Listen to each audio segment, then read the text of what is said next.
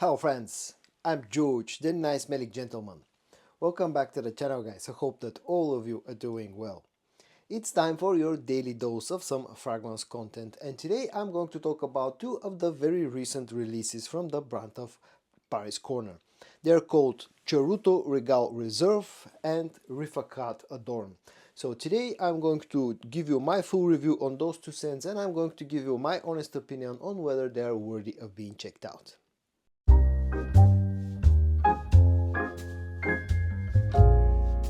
The first one that I'm going to talk about will be the newest releases in the Charuto line. I think there are a total of 3 fragrances in this line at this point. One that's cloning Tabacco Vanille from Tom Ford, another one that's cloning Mystery Tobacco from Carolina Herrera, and now we have this one, Charuto Regal Reserve. Now this fragrance is a clone of Amouage Royal Tobacco. So let's go down up and close and let's check out the packaging and the presentation of Charuto Regal Reserve first. This is the actual box of Charuto Regal Reserve. As you can see, it comes in this sort of a grayish color, just like the original fragrance that this is being inspired by. On the front you got the name of the line, the name of the fragrance, the bottle size 100 milliliters, the concentration EDP, and on the bottom there's a production date, which in this case is March of 2024. This is how the bottle looks. It has this squarish design, again coming in the same color. On the front again you got all the same details. Just as a reference point, these are the other two bottles of the same Charuto line, Charuto Tobacco Vanille and Charuto Mysterious Tobacco. All around, all of them look very similar to each other. Now that we've checked the packaging and the bottle design of a Charuto Regal Reserve, it's time to talk about its scent. As I said, this fragrance is supposedly a clone of Royal Tobacco from Amouage. Show the sprayer in action. The sprayer is quite decent actually. And now let's talk about the scent of a Charuto Regal Reserve. Now, to me, the opening feels quite fresh and quite spicy and even a bit green. The star of the show in the opening of this fragrance, to my nose, is the note of anise, and it's quite a strong one. Also pick up quite a strong licorice note. There's a hint of something green somewhere in the background, a hint of freshness as well from a bergamot note. And also this feels slightly balsamic and also a bit sweet in the opening, but all around it's quite a fresh and spicy opening. When this goes into the dry down, you lose some of the freshness, some of the spiciness. The dry down becomes more woody. There's an agar oud note on the dry down in here that doesn't feel skanky or animalic. It's quite subtle actually and civilized in a way. The dry down also becomes quite a bit sweeter. The vanilla note gets stronger. There's a hint of a tonka bean sweetness and powderness on the dry down, but it becomes quite balsamic as well and sort of an oily, if that makes sense. And also a bit earthy. There's a strong vetiver note in this fragrance, also a bit of musk. It's quite a complex scent, to be honest. None of the notes really feels overly strong, apart from the anise note in the opening and the licorice, which are very strong in the opening.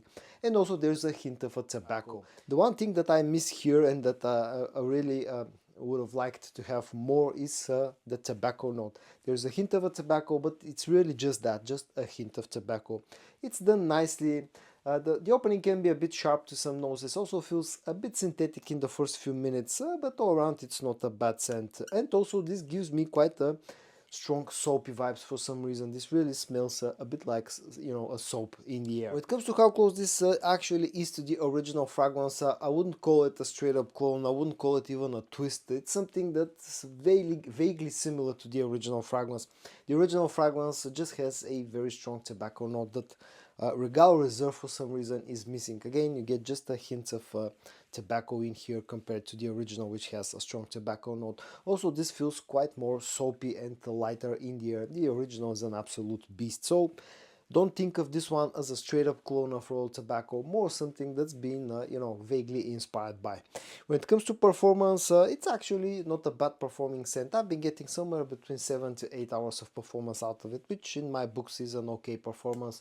Also, this tends to project quite nicely, especially in the first hour and a half, maybe even up to 2 hours if you overspray. So performance wise, not bad at all, above average for sure. Price wise, this costs around about the €25 mark, which makes it a cost a fraction of the price of the original scent, but then again this doesn't feel like a straight up clone. And versatility wise, a masculine fragrance that's definitely more orientated towards the colder months of the year and definitely more of a nighttime scent. And now moving on to the second fragrance that I'm reviewing today, which is called Rifaaqat Adorn, part of the Rifaaqat line. Now, there's another fragrance, the OG Rifaaqat, which is a clone of YSL Baby Cat, and keep in mind that this is another clone of a YSL fragrance, but this has nothing to do scent-wise with the original Rifaaqat. Adorn is actually a clone of YSL Tuxedo. So let's go down, let's check out the presentation and the packaging of Adorn, and then I'll come back to talk about the scent itself. This is the box of Rifaaqat Adorn, black colored box with some white accents. The things you should need to know about this one: concentration, EDP bottle size is 85 milliliters. And down here on the bottom, if anyone is interested, the production date of this bottle is May of 2024. And then this is the actual bottle design. It's a kind of interesting. I've always liked the bottle design of the Rifaaqat fragrances. And just again as a reference point, this is the way that the bottle of the original Rifaaqat looks. And now let's talk about the scent of Rifaaqat Adorn. Now, unlike Charuto Regal Reserve, this actually feels closer to the original scent that it's been inspired by, but at the same time again feels more like a twist rather than a straight up clone. The sprayer in action, this actually has a pressurized atomizer, which is always a nice thing. And now onto the scent itself.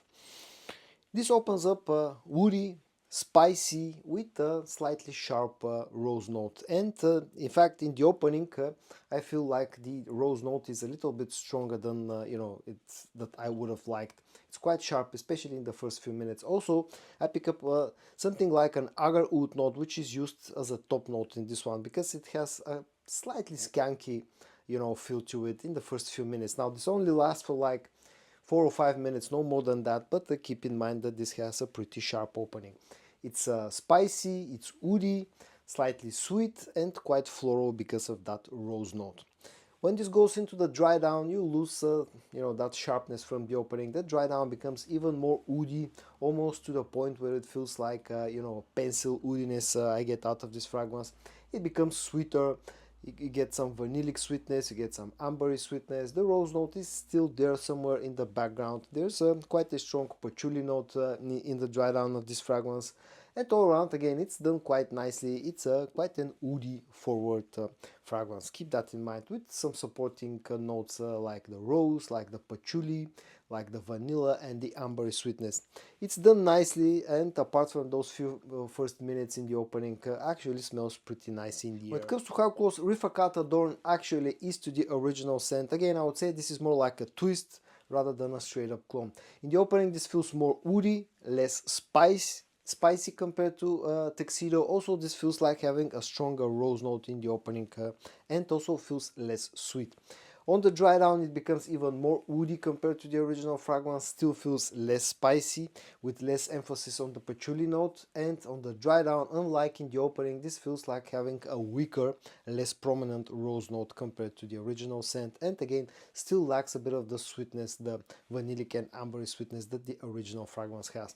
In the air smells very similar to to Tuxedo, but up close those are the differences, and definitely this is not the closest thing clone wise that I've tried compared to the original scent.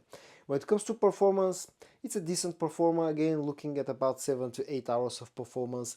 The good thing about this fragrance is that it's quite loud, at least in the first hour and a half up to 2 hours. This actually projects really nicely, but after the 2 hour mark it very quickly starts to become more of a skin scent. But again, performance wise not bad at all, especially when it comes to projection.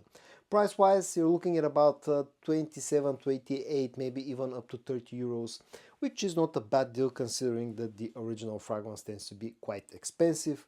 And versatility wise, definitely a cold weather scent that actually can work in both fall time, winter and early spring, and it can be a daily driver. You can wear this throughout the day or even throughout the night. And now a few final words about the two fragrances that I'm reviewing today: Rifaaqat Adorn and Charuto Regal Reserve.